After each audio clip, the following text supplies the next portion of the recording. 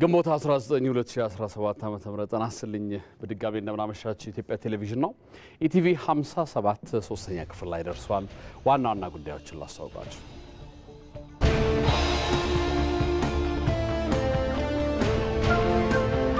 በምክትል ጠቅላይ ሚኒስትር የተመራው የኢትዮጵያ ልዑክ በብራዚል ሳኦ ፖሎ ግዛት ያደረገው ጉብኝት በቴክኖሎጂ ዘርፍ ትምህርት የሚወሰድባቸው መሆኑን ተመስገን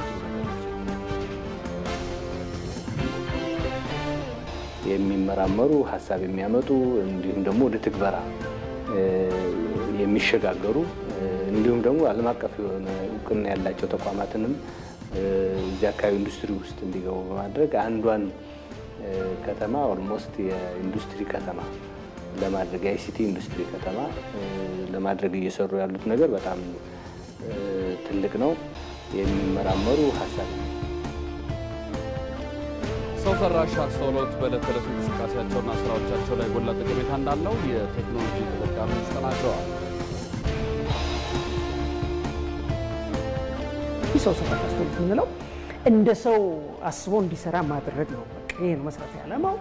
ችግር ለመፍታት አንዳንድ ውሳኔዎችን ለመስጠት ችግሮችን ለመፍታትና ስራዎችን ለማቀላጠፍ የምንጠቀምበት ዘመን ያመጣው ይሄ በጣም the most transformative force የምንለው ወይ ደግሞ ይሄ የውዴታ ግዴታ 21ኛው ክፍለ ዘመን ላይ የመጣ ቴክኖሎጂ ነው። ሰው ሰራሽ አስተውሎት የምንለው የኢትዮጵያ እስልምና ጉዳዮች ጠቅላይ ምክር ቤት በሐምሌ ወር 2017 ለሚያካሄደው ምርጫ ዝግጅት አጠናቆ ወደ ስራ መግባቱን አስታውቋል። ቀጥሎ ለምርጫ የሚሆኑ ቁሳቁሶችን ማዘጋጀትና ማቀናጀት ማዳረስ ነው።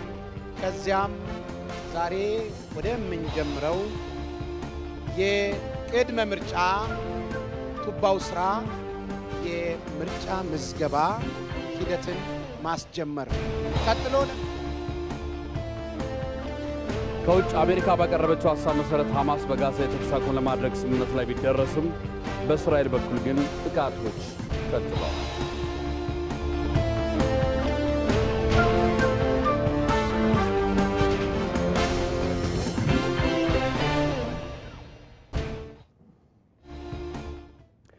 ከዜናዎቹ ጋር አንተነህ ደግፌ ነኝ። እዚህ ሸጎሌ ከሚገኙ ኢቢሲ ዋናው ስቱዲዮ። በተጨማሪም ዛሬ በአጀንዳነት የምናነሳው ጉዳይ የሰው ሰራሽ አስተውሎትን ይሆናል።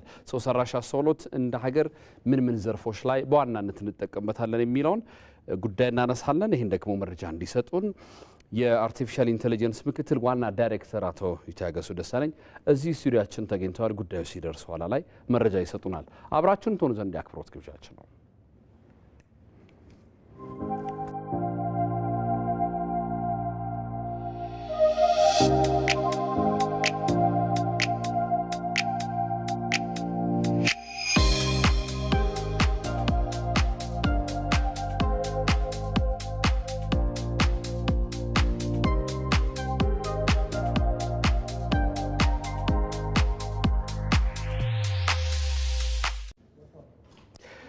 ጠቅላይ ሚኒስትር አብይ አህመድ በኢትዮጵያና ጣሊያን መካከል የረጅም ዘመን ዕድሜ ያለውን ትስስር ለማጠናከር ወደ ሮም አቅንተው በጠቅላይ ሚኒስትር ጆርጂያ ሜሎኒ አቀባበል ተደርጎላቸዋል።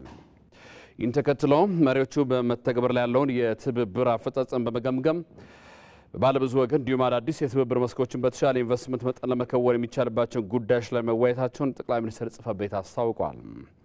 ጠቅላይ ሚኒስትር አብይ አህመድ ወደ ኃላፊነት ከመጡበት ጊዜ ጀምሮ ከተለያዩ የጣሊያን መሪዎች ጋር የሁለትዮሽ ትብብሮችን ለማጠናከር መስራታቸውንም ጽሕፈት ቤቱ አስታውቋል።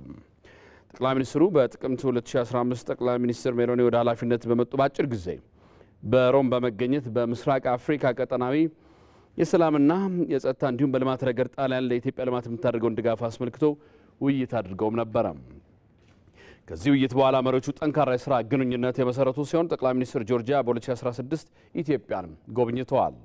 ቀጣይ ውይይቶችም በጣሊያን እንዲሁም ሌላ ሀገራት ላይ በተካሄዱ ባለብዙ ወገን መድረኮች ተደርጓል ብለዋል የጠቅላይ ሚኒስትር ጽሕፈት ቤት። ጣሊያን የኢትዮጵያ ልማት ቁልፍ አጋር ናት። በኢንዱስትሪ ብሎም እንደ ጤና፣ ግብርናና ባህላዊ ቅርስ ጥበቃ የረጅም ዘመን ደጋፊም ናት። የጣሊያን ኩባንያዎችና የጣሊያን ልማት ትብብር ተቋም ስራዎችን በንቃት እየደገፉ እንደሚገኙ አስታውቋል። ሁለቱ መሪዎች በመጨረሻ ስብሰባቸው ለዘላቂ ልማትና የተሻሻለ ኢንቨስትመንት ያላቸውን የጋራ ራዕይ ማረጋገጣቸውን የጠቅላይ ሚኒስትር ጽሕፈት ቤት አስታውቋል።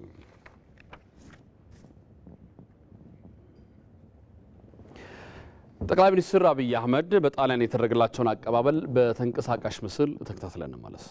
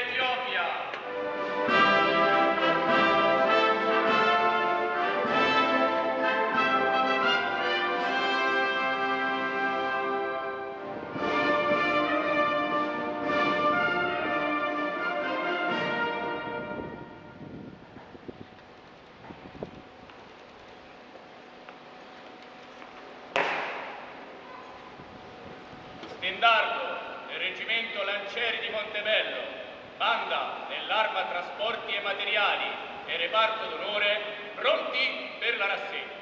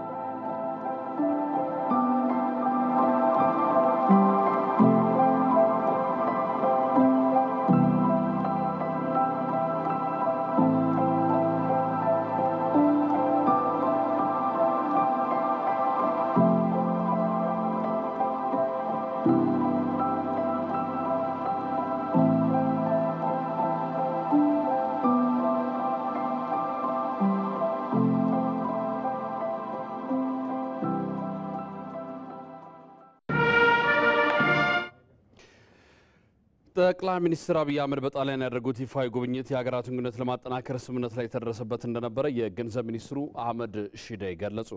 ጠቅላይ ሚኒስትሩ ከጣሊያን አቻቸው ጆርጂያ ሜሎኒ ጋር ያደረጉትን ውይይት በተመለከተ የገንዘብ ሚኒስትሩ ማብራሪያ ሰጥተዋል። በሁለቱ ሀገራት መሪዎች መካከል ያለው ወዳጅነት የሀገራቱን ግንኙነት ወደ ላቀ ደረጃ ማሸጋገር ያስቻለ መሆኑን ሚኒስትሩ አህመድ ሺዴ ገልጸዋል። ጣሊያን ለኢትዮጵያ ኢኮኖሚ እድገትና ሪፎርም እያደረገች ያለው ድጋፍ ተጠናክሮ እንዲቀጥል ስምምነት ላይ መደረሱንም አንስተዋል። በተለይ ጣሊያን ለኢትዮጵያ ኢኮኖሚ እድገት እና ለኢትዮጵያ ኢኮኖሚ ሪፎርም እንዲሁም ለኤነርጂ ዘርፍ ልማት በበጀት ድጋፍ ጭምር ሰፖርት ወይም ድጋፍ እያደረገች ያለችበት ሁኔታ ነው ያለው።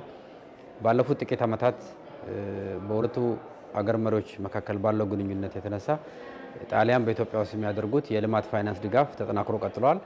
ከ260 ሚሊዮን ዩሮ በላይ በኮንሴሽናልና በግራንት ፋይናንሲንግ በኢነርጂ በጀት ሰፖርት፣ በሌሎች ሴክተሮች በጀት ሰፖርት እንዲሁም በተለያዩ የኢትዮጵያን የአረንጓዴ ልማትም የከተማ ልማትንም እና ሌሎች ዘርፎች የሚደግፉ የልማት ስምምነቶች ተደርገዋል። ይሄም ከጣሊያን መንግስት ጋር ያለን የልማት ትብብር ፋይናንስ እያደገ መሆኑን ነው የሚያሳየው ማለት ነው። በተለይ ደግሞ በሁለቱ መሪዎች መካከል በተደረገው ውይይት ኢትዮጵያ እያካሄደችው ያለችው ሰፊ የማክሮ ኢኮኖሚ ሪፎርም የጣሊያን መንግስት አሁንም ድጋፉን አጠናክሮ እንደሚቀጥል ከስምምነት የተደረሰበት ነው። በተጨማሪም ጠቅላይ ሚኒስትር ጆርጂያ ሜሎኒ የጣሊያን ባለሀብቶች በኢትዮጵያ ኢንቨስትመንት እድል ሊጠቀሙ እንደሚያበረታቱ መግለጻቸውን የገንዘብ ሚኒስትሩ ተናግረዋል። የማክሮ ኢኮኖሚ ሪፎርማችን በፈጠረው አጠቃላይ ምቹ የኢንቨስትመንት ሁኔታን መሰረት በማድረግ ኢትዮጵያ ውስጥ ያለውንም የኢንቨስትመንት እድል አሟጦ ለመጠቀም የጣሊያን ባለሀብቶች በኢትዮጵያ ላይ መዋዕለ ንዋያቸውን እንዲያፈሱ በኢንቨስትመንት ትብብር ረገድ አብሮ ለመስራት ከስምምነት ተደርሷል ማለት ነው። በዚህ ረገድ ክብር ጠቅላይ ሚኒስትሯ ትላልቅ የጣሊያን ኢንቨስተሮች በኢትዮጵያ ኢንቨስት እንዲያደርጉ እንደሚያበረታቱና እሳቸውም ወደፊት በሚያደርጉት ጉብኝት ወቅትም ይሄ ተጠናክሮ እንዲቀጥል ብዙ ኢንቨስተሮች ወደ ኢትዮጵያ እንዲሄዱ እንደሚያበረታቱና በዚህ ዙሪያ አብረን እንደምንሰራ ከስምምነት የተደረሰበት ሁኔታ ነው ያለው ማለት ነው። በምክትል ጠቅላይ ሚኒስትር ተመስገን ጥሩነህ የተመራ የኢትዮጵያ ልዑክ በብራዚል ሳኦ ፓውሎ ግዛት የሚገኙ የተለያዩ ኩባንያዎች የስራ እንቅስቃሴ ጉብኝት አደረገ። በሳኦ ጆዜ ዶስ ካምፖስ የቴክኖሎጂ ፈጠራ ፓርክ ያደረጉት ምክትል ጠቅላይ ሚኒስትር ተመስገን ጥሩነህ በቴክኖሎጂ ፓርኩ የተመለከቷቸው ተግባራት ትምህርት የሚወሰድባቸው ናቸው ብለዋል። ምክትል ጠቅላይ ሚኒስትሩ አክለውም ዲጂታል ኢትዮጵያ ራዕይን እውን ለማድረግ በፈጠራና ቴክኖሎጂ የታገዘ ስራ መተግበር የጀመረችው ኢትዮጵያ ከመሰል ተቋማት ጋር በጋራ የመስራት መርህ ትከተላለችም ብለዋል። ከቴክኖሎጂ አኳያ አንድ 3 አካባቢ ካምፓኒዎችን አይተናል። አንዱ የሳኦ ጆዜ ዴስ ካምፓስ የሚባል ነው። የቴክኖሎጂ ፈጠራ ፓርክ ነው። የአይሲቲ ፓርክ ብለን እንደምንጠራው እኛ ከስታርታፖች ጀምሮ መካከለኛም ከፍተኛም የሆኑ ኢንዱስትሪዎች በተለይ በአይሲቲው ዘርፍ የሚመራመሩ ሀሳብ የሚያመጡ እንዲሁም ደግሞ ወደ ትግበራ የሚሸጋገሩ እንዲሁም ደግሞ ዓለም አቀፍ የሆነ እውቅና ያላቸው ተቋማትንም እዚያ አካባቢ ኢንዱስትሪ ውስጥ እንዲገቡ በማድረግ አንዷን ከተማ ኦልሞስት የኢንዱስትሪ ከተማ ለማድረግ የአይሲቲ ኢንዱስትሪ ከተማ ለማድረግ እየሰሩ ያሉት ነገር በጣም ትልቅ ነው። አርቲፊሻል ኢንተለጀንስ ላይ የሰራነው ስራ፣ ሳይበር ሴኩሪቲ ላይ የሰራነው ስራ እንዲሁም ደግሞ አይሲቲ ፓርካችንንም የዲጂታል ኢትዮጵያን ኢኒሼቲቭ የመንግስት አገልግሎትን በተለይ ደግሞ ብራዚል ላይ በጣም አጠር ብሎ ያየነው በተለይ ከኢትዮጵያ አኳያ እየሰራ ነው ካለነው ስራ አኳያ ስናየው በተለይ ዲጂታል ዘርፉ ላይ ትንሽ እንቅስቃሴው ይሄን ያህል ፈጣን ነው ብለን መውሰድ አንችልም። የመንግስት አገልግሎት ወደ አውቶሜሽን የማስገባት ወደ ዲጂታል የማስገባት ስራው በጣም እኛ ከዚህ በፊት በጣም ምንድነው ሲቸግረን የነበረው በየተቋሙ የሚሰራ የአውቶሜሽን ስራ የኢንተሮፐራቢሊቲ ችግር እንዳለው የመናበብ ችግር እንዳለው ሴንትራሊ ዳታቤዙ ራሱ ገቨርን እንደማይደረግ እንደዚህ አይነት ነገር እኛ ጋር ያጋጠመን ችግር እነሱ ጋር አሁን ችግሩ እንዳየ ነውና እንደ ሞሰብ አይነት አገልግሎቶችን መጣው እንዲጎበኙና እነሱም ደግሞ ከኛ የሚወስዱትን ተሞክሮ እንዲወስዱ ተነጋግረናል። እነሱም ደስተኛ ናቸው፣ መጣው ይጎበኛሉ። የውሃና ኢነርጂ ሚኒስቴር ንጹህ የመጠጥ አቅርቦት ሽፋን ለማሳደግ በትኩረት እየሰራ መሆኑን አስታወቀም። የተወካዮች ምክር ቤት መደበኛ ስብሰባ የውሃና ኢነርጂ ሚኒስቴር የስራ እንቅስቃሴ በተመለከተ ጥያቄዎችና አስተያየቶች አንስቶ ምላሽና ማብራሪያ ተሰጥቶባቸዋል። የምክር ቤት አባላት ያነሷቸው ጥያቄዎችን በአገሪቱ በተለያዩ የአገሪቱ አካባቢዎች ያለው የንጹህ መጠጥ አቅርቦት ያለበት ሁኔታ ወንዞችና ሐይቆችን ከብክለትና ከመጤ አረም ለመከላከል የተወሰዱ እርምጃዎችና ኤሌክትሪክ ኃይል አጠቃቀም ለሚስተዋሉ ችግሮችን ለመቅረፍ እየተሰሩ ያሉ ተግባራትን ለውሃ ኢነርጂ ሚኒስቴር ጥያቄ አቅርበዋል። የውሃና ኢነርጂ ሚኒስትሩ ዶክተር ኢንጂነር ሀብታሙ ይተፋ የከተሞች እድገትና የሰዎች አሰፋፈር ፍላጎት እያደገ ቢመጣም ፍላጎትን ለማሟላት በትኩረት እየተሰራ ነው ብለዋል። ኤሌክትሪክ ኃይል አቅርቦትን ተደራሽ በማድረግ ዋና ኤሌክትሪክ ቋጥ ለሚገኘው ኃይል ምቹ ባልሆኑ አካባቢዎች የሶላር ኃይል አማራጭ እየተጠቀሙ መሆኑን ሚኒስትሩ ተናግረዋል። ለሪፖርተራችን በቀለ ተመስገን ዘገባ ምክር ቤቱ የስነ ስርዓት ምህዳር አገልግሎት ክፍያና የባለ ብዙ ተዋናያን የግብርና ኤክስቴንሽን አገልግሎት አስተዳደር ረቂቅ አዋጅን መርምሮ ለሚመለከታቸው ቋሚ ኮሚቴዎችም መርቷል።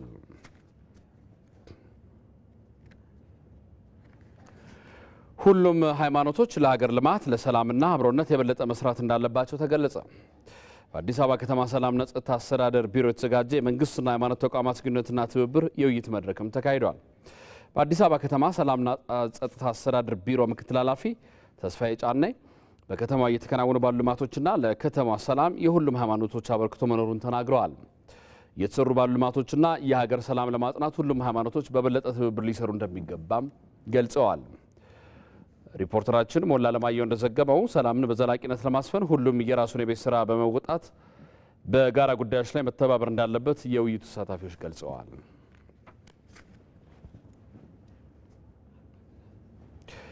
የኢትዮጵያ እስልምና ጉዳዮች ጠቅላይ ምክር ቤት በሐምሌ ወር 2017 ለማካሄደው ምርጫ ዝግጅት አጠናቆ ወደ ስራ መግባቱን አስታወቀ። ምርጫ ለጽኑ ተቋም በሚል መሪ ምርጫ አስፈጻሚዎች የግንዛቤ ማስጨበጫ መድረክ በሚሊኒየም አዳራሽ ተካሂዷል። መሐመድ ራመቶ ተጨማሪ አለው። واصطفاك على نساء العالمين የኢትዮጵያ የሙስሊሙ ማህበረሰብ በተቋም ለመደራጀት የመብት ትግሉን የጀመረው ከ50 ዓመታት በፊት ነበር። የለውጡ መንግስት ኢትዮጵያን ማስተዳደር ከጀመረ ወዲህ ግን የህዝበ ሙስሊሙ ጥያቄዎች ምላሽ ማግኘት ጀምረዋል። ለዚህ ዋነኛ ማሳያው ደግሞ የኢትዮጵያ እስልምና ጉዳዮች ጠቅላይ ምክር ቤት በአዋጅ ቁጥር 1207/2012 ራሱን ችሎ እንዲቋቋም መደረጉ ነው። ምክር ቤቱ ከተቋቋመበት ተልዕኮ አንዱ የሆነውን ምርጫ በሐምሌ 2017 ለማካሄድ ዝግጅት ማጠናቀቁን በኢትዮጵያ እስልምና ጉዳዮች ጠቅላይ ምክር ቤት የምርጫ አስፈጻሚ ቦርድ ሰብሳቢ ዶክተር አብዱልአዚዝ ኢብራሂም አስታውቀዋል። ጥር 24 2017 ባደረገው ሶስተኛ አስቸኳይ ጠቅላላ ጉባኤ አንድ የምርጫ ቦርድ በአዋጅ ቁጥር 1207 መሰረት አቋቁሟል። ቦርዱ 9 አባላት ያሉት ሲሆን ከፌደራል እስከ መስጂድ ድረስ አስመራጭን ገለልተኛ የሆነን አካታች የሆነን ማቋቋም ፈተና ስለነበረ የክላስተር አደረጃጀትን መርጠን ኢትዮጵያን በ4 ክላስተር በመመደብ ወደ ስራ ገብተናል። አራቱም ክላስተሮች በቦርዱ ሁለት አመራር ተከፋፍሎ ሁሉም ወደ ስራ ገብቷል። የምርጫ ቦርዱ የምርጫ ማኑዋል ማዘጋጀት ነበር። ማኑዋላችንን አዘጋጅተን በይፋ ወደ ስራ አስገብተናል። ቀጥለን የኮሚኒኬሽን የሚዲያ ማኑዋል ነበር። ይህንንም የሚዲያ ማኑዋል አዘጋጅተን ወደ ስራ ገብተናል።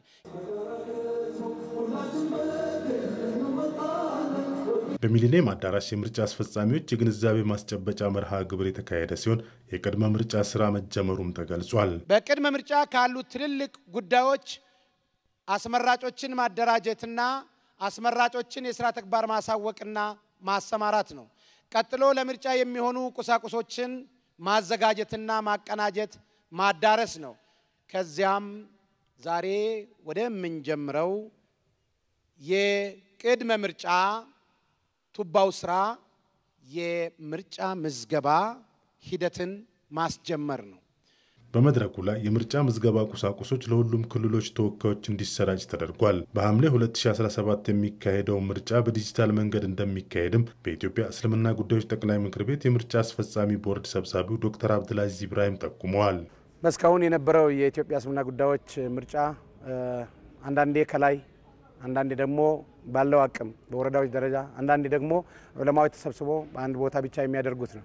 ይህን መዋቅራዊ የጠበቀ መጅሊሱ በአዋጅ ህጋዊ ሰውነትን ካገኘ በኋላ የሚደረግ የመጀመሪያው ምርጫ ነው። በኢትዮጵያ ታሪክ በዚህ መልክ የተደራጀ በዚህ መልክ የራሱን ማኑዋል የራሱን ቦርድ መርጦ በገለልተኛ አካል ፍትሐዊና አካታች የሆነ ምርጫ ለማድረግ ሲደረግ የመጀመሪያው ምርጫችን በመስጂዳችን በሚል የሚካሄደውን የሙስሊሙ ማህበረሰብ ተወካዮች ምርጫ ለማሳካት በየደረጃው ያሉ አስፈጻሚዎች በቁርጠኝነት እንደሚሰሩም ገልጸዋል።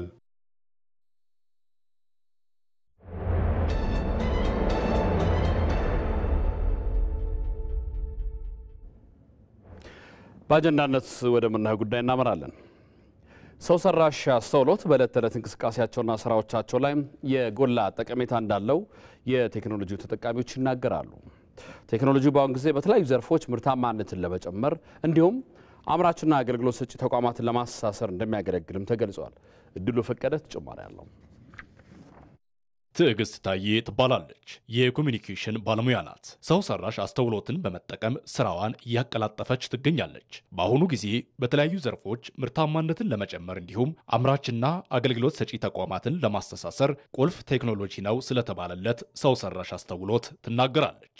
አርቲፊሻል ኢንተለጀንስ ወይም ኤአይ ስራን ለማቅለልና ሰዎችን ለማገዝ በሙያቸው እንዲሁም በዕለት ተዕለት ተግባር ይጠቅማል ብዬ አስባለሁ።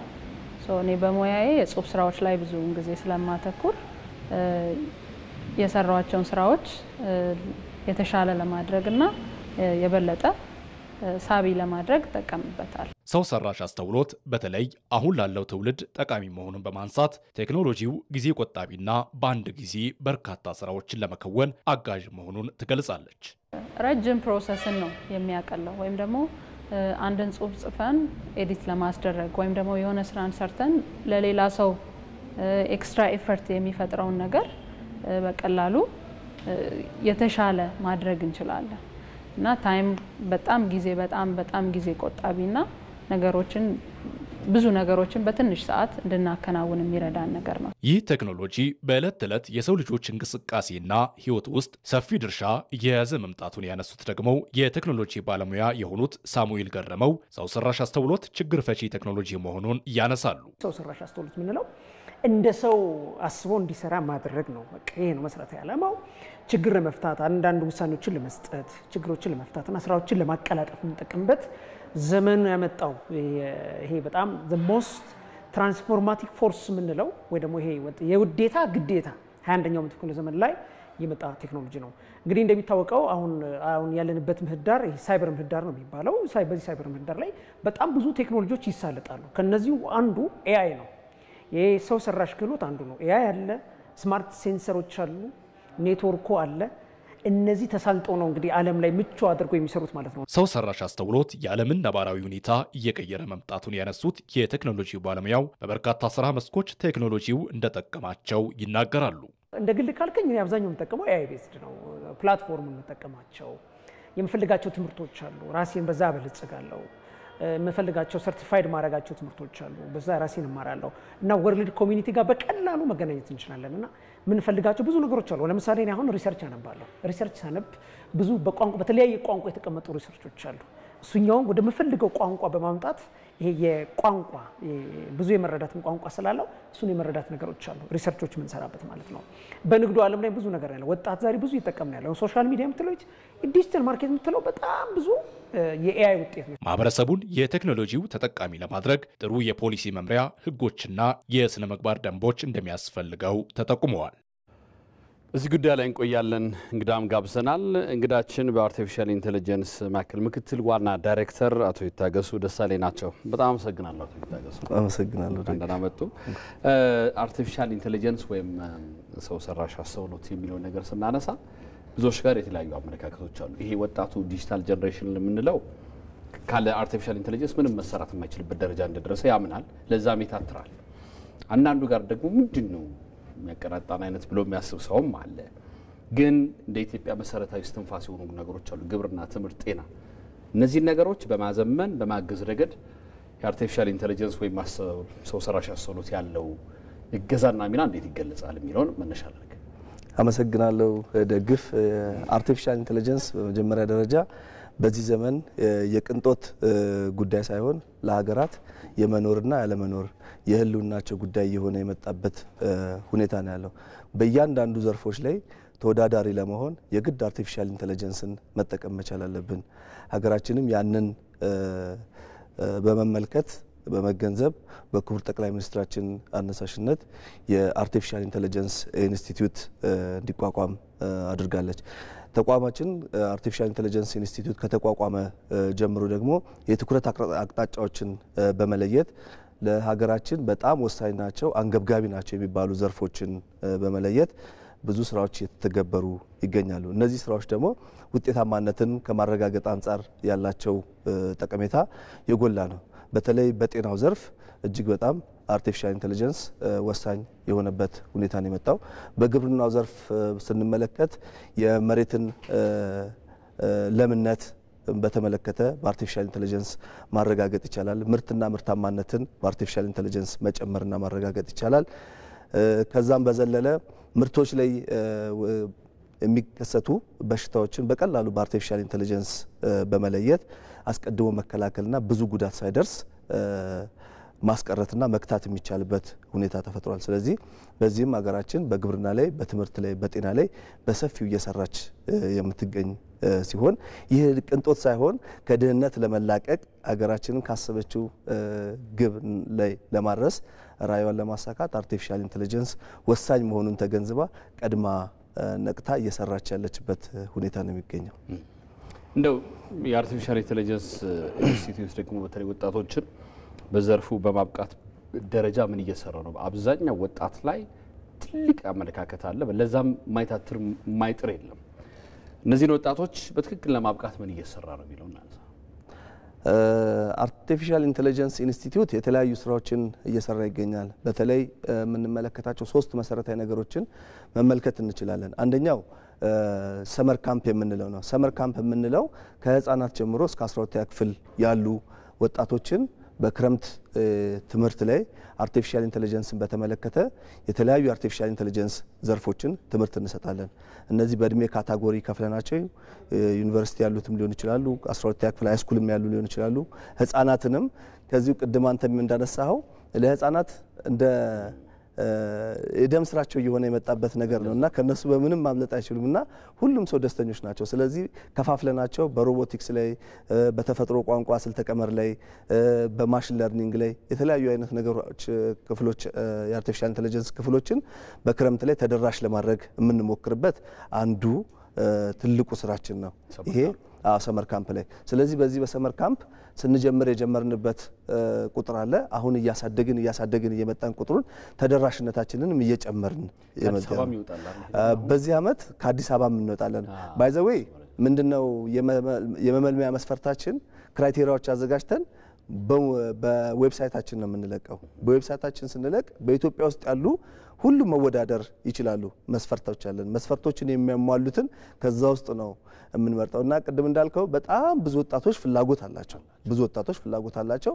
እኛም ያንን ፍላጎት ተደራሽ ለማድረግ በየጊዜው በየአመቱ አቅማችንን እየጨመርን እያሳደግን የመጣንበት ሁኔታ ነው ያለውና ሰመር ካምፕ ላይ በዚህ ሁኔታ ነው ያለው። ሌላ ሁለተኛው ደግሞ የተለያዩ ወጣቶች ዩኒቨርሲቲ ገብተው የወጡ ወጣቶች ሃይስኩል ያሉ የፈጠራ ሀሳብ ያላቸው ወጣቶች አሉ። አንተ የፈጠራ ሀሳብ ስላለ ያንን ፈጠራ ተገብረዋለህ ማለት አይደለም። የፈጠራ ሀሳብህን እንዴት ማውጣት ትችላለህ? እንዴት ወደ ተግባር መለወጥ ትችላለህ? ወደ ተግባር የለወጥከውን ደግሞ እንዴት አድርገህ ከግሉ ዘርፍ አንቀሳቃሾች ጋር ማገናኘት ትችላለህ የሚል አንድ ፕሮግራም አለ ነው እሱ ቡት ካምፕ የምንለው። በዚህ ቡት ካምፕ ፕሮግራም ደግሞ የተለያዩ ወጣቶችን በማወዳደር የፈጠራ ሀሳብ ያላቸውን እንሰበስብና የፈጠራ ሀሳባቸውን እንዴት ማውጣት ይችላሉ፣ እንዴት መተግበር ይችላሉ፣ ለነሱ የሚሆን ደግሞ ምቹ ምህዳርን እንፈጥራለን። ለምሳሌ ትልልቅ አቅም ያላቸው ኮምፒውተሮችን በማዘጋጀት የሮቦቲክስ ላቦራቶሪዎችን በማዘጋጀት እና ለነሱ የሚሆኑ ክፍሎችን በማዘጋጀት የፈጠራ ሀሳባቸውን በተግባር እንዲያወጡትና የምርምር ስራዎችን እንዲሰሩ እያደረግን የምንገኝበት አንደኛው ቡት ካምፕ የምንለው ነው። ሶስተኛውና ለሀገራችን ወሳኝ የሆነው እንደሚታወቀው ይሄ ዘርፍ አርቲፊሻል ኢንተለጀንስ አዲስ ዘርፍ ነው። በተለይ ለሀገራችን በዚህ ዘርፍ የሰለጠነ ባለሙያ የለንም፣ በቂ ባለሙያ የለንም። ስለዚህ በቂ ባለሙያ ስለሌለን ምን ማድረግ አለብን? ከውጭ አመተን የውጭ ሰዎች ላይ አይደለም ፎከስ ማድረግ ያለብን። ስለዚህ ምን ማድረግ አለብን? ካሪኩለም መቅረጽ አለብን። ካሪኩለም መቅረጽ አለብን ብለን ስርዓተ ትምህርቱን ቀርጸን ከአዳማ ዩኒቨርሲቲ ጋር አብረን ያንን በመቅረጽ ዘንድሮ ለሁለተኛ ዙር የፒኤችዲ ተማሪዎች በአርቲፊሻል ኢንተለጀንስ ስፔሻላይዝ የሚያደርጉ የሁለተኛ ዙር ተማሪዎች ወስደናል። ከአዳማ ጋር የጀመርነው ሁለተኛ ላይ ደርሷል። ከአዲስ አበባ ሳይንስና ቴክኖሎጂ ጋር አለን። ከአዲስ አበባ ዩኒቨርሲቲ ከሌሎች ከጅማ ዩኒቨርሲቲ ጋር ኤምኦኤዎች አሉን። ስለዚህ እነዚህን በደንብ እያሰፋን በሀገራችን ውስጥ የአርቲፊሻል ኢንተለጀንስ ባለሙያዎችን በደንብ ማብዛትና ተወዳዳሪነቱን አዳጊነቱን በደንብ መጨመር አለብን። ይህንን ስንጨምር የምንጨምራቸው በጣም ብዙ ነገሮች አሉ። አርቲፊሻል ኢንተለጀንስ በመጠቀማችን አንደኛ ፍጥነት ሊኖረን ይችላል፣ ሁለተኛ ጥራት ሊኖረን ይችላል፣ ሶስተኛ ከጊዜ አንጻር ያሉትን ነገሮች፣ አራተኛው ተደራሽነትን ማስፋት እንችላለን፣ አምስተኛውና ዋናው ደግሞ አካታች የሆነ ስርዓትን መፍጠር እንችላለን እና አርቲፊሻል ኢንተለጀንስ በዚህ መልኩ ነው። ሌላው ምንድነው እያደረግን ያለው? ግንዛቤ ማስጨበጥ አለብን ለወጣቱ። ስለዚህ ይህን ወጣት ደግሞ ሌላ የምናገኝበት የት ነው ብለን ስናስብ ሃይስኩል ላይ እናገኛቸዋለን። ሃይስኩል ላይ ምን ጀምረናል? የአርቲፊሻል ኢንተለጀንስ ክለቦች ማቋቋም ጀምረናል። ስለዚህ በሃይስኩሎች ላይና በቴክኒክና ሙያ ኮሌጆች ላይ የአርቲፊሻል ኢንተለጀንስ ክበባት በማቋቋም ወጣቱን በደንብ የማነቃነቅና የዚህን ቴክኖሎጂ የዚህን ዘመን አመጣሽ ቴክኖሎጂ ጥቅሙን በደንብ ተረድተው ለዛ እንዲታትሩ ፊልዳቸውን ወደዛ እንዲያዘነብሉ አገራችን በዚህ ሙያ የበለጸጉ ሰዎች እንደሚያስፈልጓትና ከታች ጀምሮ እያሳመረን መምጣት ስላለብን በእነዚህ በአራት ዘርፎች ላይ እየሰራን እንገኛለን ማለት ነው። በቡት ካምፕ፣ ሰመር ካምፕ፣ በዩኒቨርሲቲዎች ሌቭልና በኤአይ ክለባት በየተቋማት ላይ በእነዚህ እንገኛለን ማለት ነው። እንደው የመጨረሻ አርገን በጣም ባጭር ፍሬዝ እናስቀብጣት። ኢትዮጵያ አርቲፊሻል ኢንተለጀንስ ወይም ሰው ሰራሽ አስተውሎትን በመጠቀም ምን ደረጃ ላይ ነች ቢባል ምን ማለት እንችላለን? ኢትዮጵያ አርቲፊሻል ኢንተለጀንስን በመጠቀም ደረጃ ላይ በተለይ በአፍሪካ ላይ ወደ ቀዳሚነቱ ደረጃ ላይ እየመጣች ያለች ሀገር ነች። ምክንያቱም እኛ አሁን ትልልቅ ኮምፒቲሽናል ሪሶርሶች እየገነባችበት ነው እና መሰረተ ልማታችንን በጣም እያሳደግን እያዳበርን የክላውድ ሲስተሞች እየተጠቀምን ያለ ነው። ስለዚህ ይሄ ትልቅ ነገር ነው። ሌላው ምንድነው እያደረግን ያለ ነው? መሰረተ ልማቶችን ከማደራጀትን ባሻገር ለአርቲፊሻል ኢንተለጀንስ ትልቅ እስትንፋስ የሆነው ዳታ ነው። ስለዚህ ዳታን በሀገራችን ባሉ ሁሉም ተቋማት ላይ ዳታን እንዲያዘጋጁ ኢቭን የእናንተን ሚዲያ ጨምሮ ማለት ነው። ሶ ዳታዎች በጣም ጥቅም ስላላቸው ዳታዎችን የማደራጀት የመሰብሰብ ስራንም እየሰራን የምንገኛለን። ስለዚህ በቅርቡኛ የአፍሪካ ልህቀት መሆን ነው የምንፈልገው። በአፍሪካ ቀዳሚ መሆን ነው የምንፈልገው። በ2030 ቀዳሚ ልንሆን ነው በኤአይ ዘርፍ። ስለዚህ በቅርቡ በ2030 ቀዳሚ የአርቲፊሻል ኢንተለጀንስ ኢንስቲትዩት እንድንሆን ነው፣ በአፍሪካ ቀዳሚ እንድንሆን። ለዛ ነው እየሰራን የምንገኘው ማለት ነው። በጣም ነው የማመሰግነው። የአርቲፊሻል ኢንተለጀንስ ኢንስቲትዩት ምክትል ዋና ዳይሬክተር አቶ ይታገሱ ደሳለኝ በምሽት ጊዜዎትን ሰውተው እዚህ መረጃ ስለሰጡን በጣም አመሰግናለሁ። እኔም አመሰግናለሁ። መልካም አዳር።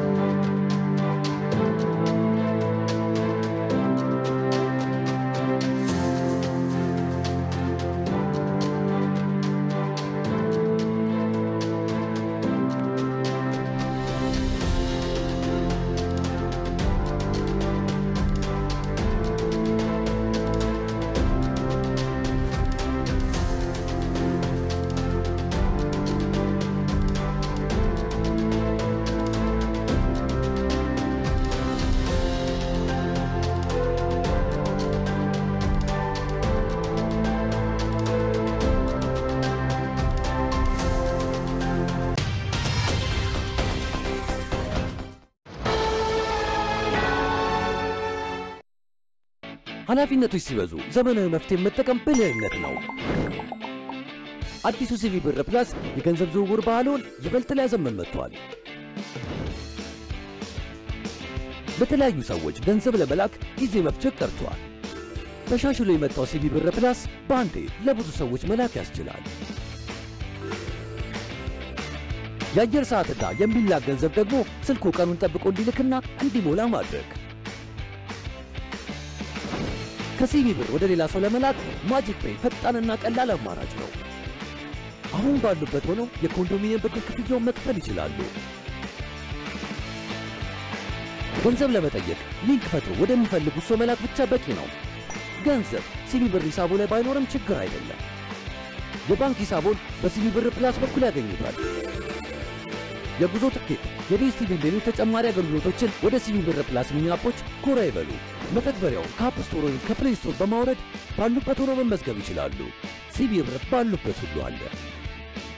የኢትዮጵያ ንግድ ባንክ ሁሌም የሚተማመኑበት ባንክ።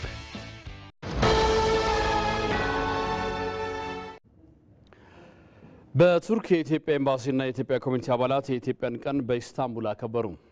ከ500 በላይ ኮሚኒቲ አባላት በተገኙበት የተከበረው የኢትዮጵያ ቀን የኢትዮጵያን የካበተ ባህል ያስተዋወቀና የኮሚኒቲው አባላት ግንኙነትን ያጠናከረ እንደሆነም ተነግሯል። በዝግጅቱ ላይ ንግግር ያደረጉት በቱርክ የኢትዮጵያ አምባሳደር አደጋ መሐመድ የኮሚኒቲው አባላት ለሀገራቸው እያደረጉ ላለው አስተዋጽኦ አመስግነው ለኢትዮጵያ ብሔራዊ ጥቅምና ሁለንተናዊ ብልጽግና ድጋፋቸውን አጠናክረው እንዲቀጥሉም ጠይቀዋል። በአምባሳደሩ አክለውም በቱርክ የኢትዮጵያ አባላት በአረንጓዴ አሻራ በህዳሴ ግድብና በሌሎች ሀገራዊ ፕሮጀክቶች የሚያደርጉት ተሳትፎ የኢትዮጵያን አንድነት የሚያጠናክር ነው በማለት እውቅና ሰጥተዋል።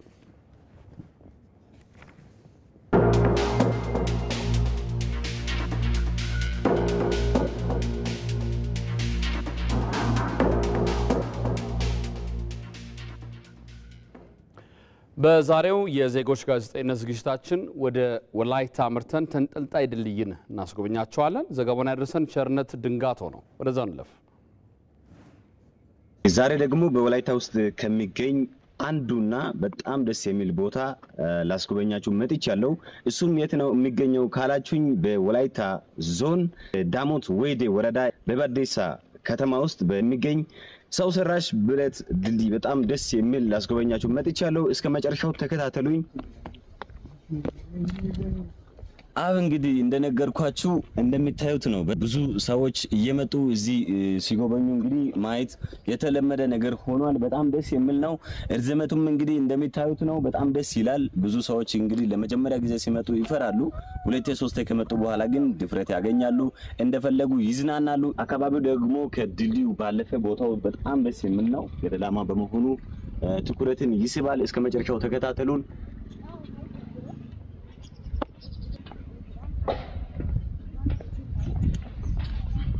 እንግዲህ ከዚህ በፊትም ስለመጣሁት ምንም አልፈራሁትም ለመውጣት። ግን ገና ለመጀመሪያ ጊዜ ስትመጡ ትፈራላችሁ። በፊት በመጀመሪያ አካባቢ ሲሰራ ሰው ሁሉ ይፈራል። አሁን ግን በዚሁ የሚመላለሱ ገበያ የሚሄዱ የአካባቢ ማህበረሰብ እንግዲህ በዚህ ተመላልሶ ነው ገበያ ምናምን በአዲስ አበባ ምናምን ደርሶ የሚመለሱትና ሁሉም አሁን አይፈራም። ግን በጣም ደስ ይላል። ቦታው እንደሚታዩት ነው። ወደ ታች ሲታዩ ገደላማ ነው። በጣም ያስፈራል።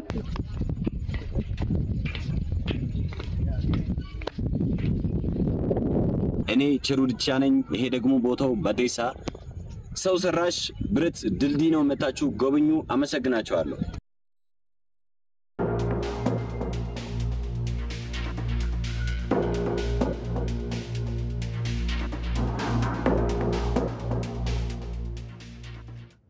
የውጭ ዜና። አሜሪካ ባቀረበችው ሐሳብ መሰረት ሐማስ የተኩስ አቁም ለማድረግ ስምምነት ላይ ቢደርስም በእስራኤል በኩል ግን ጥቃቶች ቀጥለዋል። እስራኤል ሰኞ ሌሊት በፈጸመችው ጥቃት ቢያንስ 80 ሰዎች መገደላቸው ተገልጿል።